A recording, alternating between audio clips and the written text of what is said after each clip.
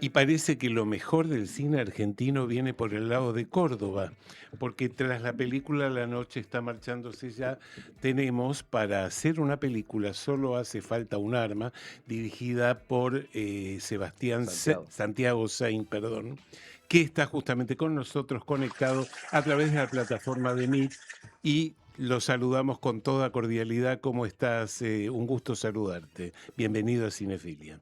Hola, ¿qué tal? Buenas tardes. Bueno, la película marca un hito muy importante, cual fue la recuperación de todas las cintas que habían quedado desaparecidas durante la época de los setentas y que tenían como contenido la filmación de cortos y de marchas y manifestaciones populares y muchos otros hitos históricos. ¿Querés contarnos un poquito cómo fue el proceso de descubrimiento de todo este material? Bueno, sí, perdón, estoy un poco difónico. Sí, no hay problema. Eh, Todo partió del descubrimiento de unas latas que aparecieron en la Universidad de Córdoba, en un pabellón de Ciudad Universitaria, y al principio no sabíamos qué era, pero con los días nos fuimos dando cuenta de que ese material había pertenecido a una cinemateca que hubo en la Escuela de Arte y que nosotros, digamos, yo en realidad no sabía que había habido una cinemateca, pero sí de que las películas que se habían hecho en los 60 y los 70 se habían perdido, habían sido destruidas, no quedaba claro lo que había pasado durante la dictadura cuando se cerró el departamento de cine. Primero se intervino y después directamente se cerró hasta bien entrado la democracia, que se pudo reabrir.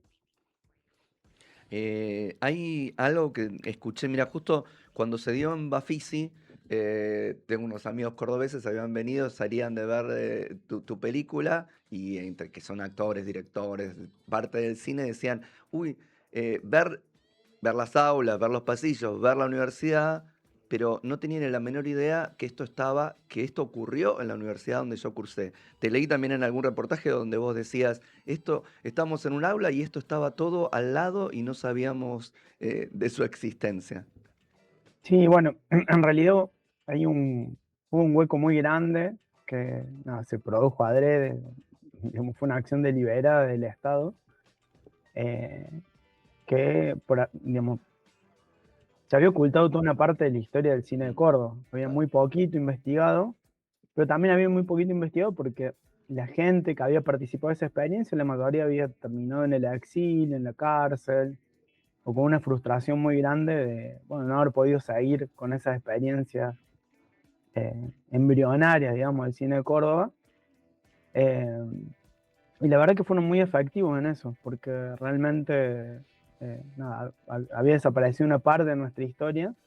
Entonces era algo que desconocíamos, sabíamos de algunos nombres, de películas, de algunos autores, pero como no podíamos ver esas películas, Mm, entonces nada, era como una experiencia media rara, ¿no? De leer por Claro. ahí algunos nombres, que incluso ahora sabemos que muchas de esas, por ahí la sinopsis no corresponde con el nombre, porque bueno, porque la gente que hizo esas investigaciones las hizo ya en los años 80 y, sí, sin ver los materiales, ¿no? claro. Entonces eran todo del recuerdo, de testimonios, y, y sí, no, yo, digamos, durante estos últimos tiempos, que digamos, más allá de hacer la película, estuvimos trabajando en contextualizar esos materiales, saber quién eran sus autores, qué historia había atrás de eso. La verdad que me sorprendió que había habido mucha gente muy importante dentro del ámbito de la escuela de cine y que no sabía ni siquiera sus nombres o no sabía que existían. Ujú. Y bueno, en la mayoría de esos casos, gente que había terminado en el exilio, que estuvo muchos años presa, e incluso algunos desaparecidos, ¿no? Mm. Eh, entonces también una historia como muy dolorosa, y que muchos de sus protagonistas, los sobrevivientes, tampoco hablaban mucho porque entiendo de que eso también, nada, les removió una experiencia muy dolorosa. Claro. Sin lugar a dudas, este documental se constituye un poco como un acto de justicia y de desagravio frente a más de una década de historia arrasada, ¿no?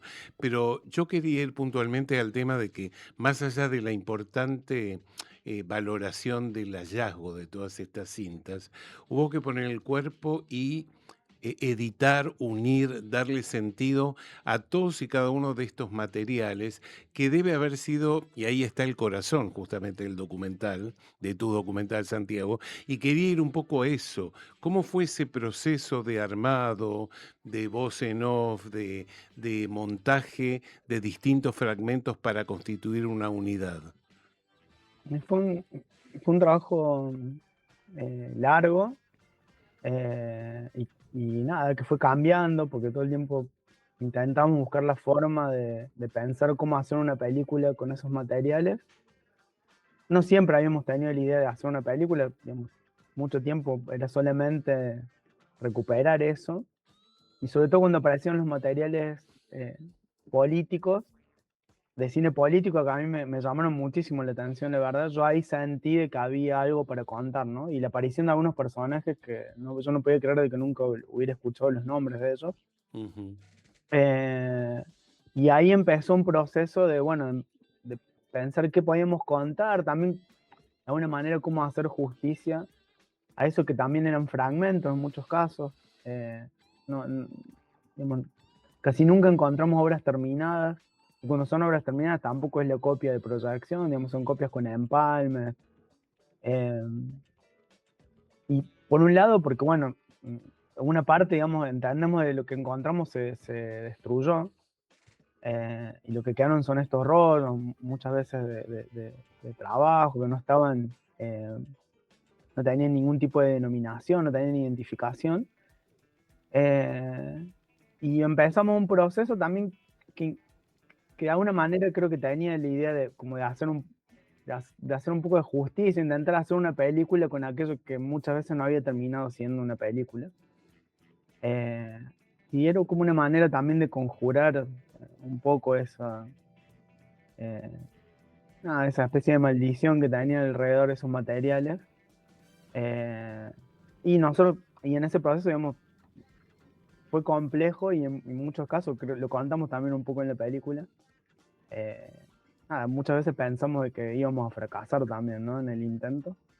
Pero bueno, de a poco fuimos encontrando como algunos caminos, algunos dispositivos narrativos que, bueno, no estábamos del todo seguros, eh, ¿Cómo pero, cuáles? pero que bueno, que probamos y por lo menos nosotros nos sentíamos bien haciendo eso y también lo disfrutamos creativamente. Fue un trabajo muy lindo, sobre todo el trabajo de montaje. Eh, Fue una experiencia muy, muy interesante y fue todo el tiempo, digamos, a la par de la investigación, ¿no? De tratar de entender quiénes eran estas personas, qué habían hecho, qué pensaban del cine, qué cine veían, de qué manera militaban. Contamos una partecita de eso, ¿no? A partir de unos personajes, la idea era tratar de transmitir algo del espíritu de la época que nosotros entendíamos, sentíamos alrededor de esos materiales, ¿no? Eh, eh, y bueno, y después aparecieron como algunos, eh, algunos personajes, digamos, algunas historias un poco más oscuras, digamos, más ligadas a los últimos años de la escuela y ya la dictadura, que tampoco conocíamos, que era, bueno, un personaje que había quedado a cargo del destino de estas películas y también de de los equipos. El señor Alegre, ¿no? Exactamente. Y también pudimos ver ahí con documentos de que porque esto era como una especie como de rumor, sobre todo que se habían llevado los equipos, los militares, pero no sabíamos para qué. Mm. Eh, y incluso muchas veces escuchamos que era para hacer tareas de censura, de cine, pero bueno, no quedaba claro. Pero rápidamente en la misma universidad encontramos los documentos que probaban de que efectivamente se habían llevado los equipos y que esta persona además había dirigido una película de propaganda, digamos, Ujú. del Operativo Independencia. Sí.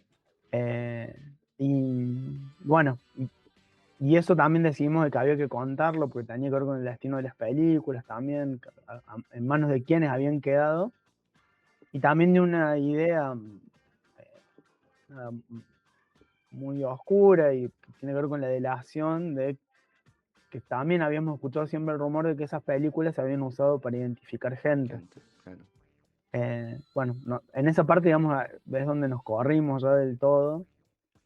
eh, y, y esa tercera parte de la película que habla de esto es un documental más clásico, digamos, por decirlo de alguna manera, Claro. donde usamos algunos de los testimonios que habíamos filmado, más que nada pensando primero en el trabajo de investigación y que quedaran esos testimonios, pero siempre con la idea de que podía ser parte de la película, ¿no?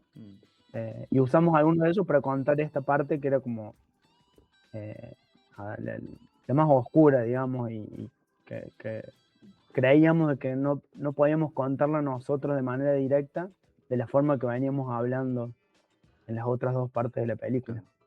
Ustedes eligen, Santiago, contar la película en 3 partes, quizás de primera y segunda más documental, una de cómo llegamos a este material que hacemos, el final, como estás diciendo, la tercera parte a partir, en todo caso, de testimonios, y esa parte central, la segunda, que es una ficción reconstruida con una voz en off de uno de los personajes, personajes, Rudy, si no me equivoco, que ha Sí. sido sonidista, y a partir de una especie de crónica que él escribe, reconstruyen algo usando todo el material que encontraron y arman ese espíritu de época de alguna manera. ¿Cómo llegaron a esto? Sé también que estaban justo en algún taller con Gustavo Fontán, digo, también, ¿no? Sí, yo siempre cuento, yo le conté varias veces que la película mucho tiempo, incluso creo que la mayoría de las semanas de montaje era como una especie de ensayo, Ujú. donde yo hablaba mucho y hablábamos de ese espíritu de época, de lo que veíamos en las imágenes, pero a mí yo no estaba muy conforme con esa idea de película. Mm, Eh, y del taller, digamos, que habíamos hecho con Gustavo, sí quedó mucho una idea, y también de lo que hablábamos con la montajista, que durante todo el proceso íbamos charlando, escribiendo en cuadernos, bueno, una idea de que en la película debíamos contar cómo habían aparecido, cómo había sido el encuentro, digamos, de estos materiales, eh, que eso, digamos, es la primera parte. ujú, Y después sí aparecen unos personajes que a mí me llamaron mucho la atención cuando descubrí de que habían existido en la escuela, que eran dos los franceses y un franceses. sonidista cordobés, que Sí. es Rudy Radney, y que ellos habían sido los autores de gran parte de los materiales que habíamos encontrado de cine militante, Ujú, sobre todo ligados al peronismo, ¿no? Porque aparecieron como dos betas, una ligada al grupo Cine de la Base sí. Claro. y otra ligada a Cine Liberación, digamos, por decirlo de alguna manera. Y, y, y la mayoría de esos materiales, sobre todo este material ligado al peronismo, no, pero también el cine lo hace, porque algunas cosas que encontramos no tenían sonido. Claro. Y habíamos encontrado muchos rollos de soporte magnético, cintas abiertas, magnético perforado, pero no los podíamos recuperar. La mayoría de esos materiales se nos desarmaban en las manos. Mm, Entonces eso, bueno, era algo como que nos generaba mucha frustración. Y yo lo que siempre cuento es que la idea, digamos, de ese segmento surgió un poco por la frustración esta de no ujú, poder recuperar el sonido, pero también porque en esos materiales veíamos, perdón, a un sonidista que aparecía cada tanto periódicamente con un agujero y un micrófono, ¿no? mm. O tomando testimonios, haciendo entrevistas, o grabando sonido Sonido ambiente. ambiente, sí. Incluso algunas imágenes de él con una especie de estudio que había en la escuela, con grabadores, haciendo como postproducción de sonido. Y bueno, y siempre había, bueno, qué lástima que no podíamos encontrar el sonido de esos materiales que además nos daban la sensación de que había mucho ambiente ahí, ¿no? Mm, Las Claro. imágenes medio que los podíamos escuchar. Eh, y bueno, y ahí surgió la idea esta y nos pareció como muy interesante para encontrar ese tono, digamos, que era lo que yo hablaba, esta idea de ver cómo transmitir ese espíritu de época tan particular. Y ahí se nos abrió como un mundo muy interesante porque muchos de los materiales en los que habíamos estado trabajando en el montaje empezaron a adquirir mucho más sentido mm, a partir de ese dispositivo. También cuando empezamos a trabajar en una especie de diario sonoro, digamos, esa especie de crónica la empecé a escribir ya sabiendo mucho de los personajes, ¿no? Y del contexto en el que trabajaron. Entonces, a partir de un montón de anécdotas que ya conocíamos de ellos, bueno, como que creamos unas coordenadas, digamos, de verosimilitud, le digo yo, para nombrarlo de alguna manera, que era dentro de ese espacio, digamos, donde empezamos a trabajar, y yo me tomé algunas licencias poéticas, obviamente, pero dentro de esa, cuando empezó a aparecer ese diario, muchas de las secuencias que ya veníamos trabajando sin saber muy bien con esta especie de ensayo, empezaron como a tener mucho más sentido, algunas imágenes sueltas que nos gustaban mucho, que no sabíamos qué podíamos hacer con eso. Es un universo de material muy grande, la verdad. Empezaron como a encontrar su lugar en la película. Bien. Y nada, ahí yo sentí que, nada, que estábamos como en un buen camino para lo que queríamos hacer, ¿no? Claro. También entiendo que son todas decisiones que no todo el mundo puede estar de acuerdo. Claro. Pero bueno, lo hicimos con la mayor honestidad posible y pensando de que nada, de que respetamos de alguna manera el espíritu de los autores de esas películas. Santiago, ¿dónde se puede ver esta película? Bueno, ahora se está viendo en los viernes Sí, a las 19:30 en el Malva, sí. allá en la ciudad de Buenos Aires. Ujú. Ayer fue la segunda función y por suerte yo ayer no pude estar, pero nada, nos llegaron ahí imágenes que había estado muy bien, con mucha gente en la sala y muchísimos comentarios, así que eso está buenísimo. Porque nunca sabemos bien qué pasa fuera de Córdoba, ¿no? Claro. Porque por ahí sentíamos que era una película como muy local. Pero bueno, Lejos se ve está que hay de ser algo que pasa local. que funciona también Claro. en otros lugares. Sí. Y en julio, a fines de julio, se va a reponer en el Cine Club Municipal en Córdoba. Ah, ok, ok. Bien. Bueno, desde aquí les deseamos mucha suerte con esta película y que siga y que sea vista por la mayor cantidad de gente posible. Gracias, Santiago, por tu tiempo aquí en Cinefútbol. Muchísimas gracias por la invitación y nada, los que pueden ir a verla, los esperamos ahí en la sala. Perfecto, muchas gracias. Un Un abrazo. abrazo, Un hasta abrazo. luego. Fue la palabra de Santiago Sein, director de Para hacer una película solo hace falta un arma. Y ahora sí, nos vamos directo a la última columna de este programa, la columna del señor Javier Lucy.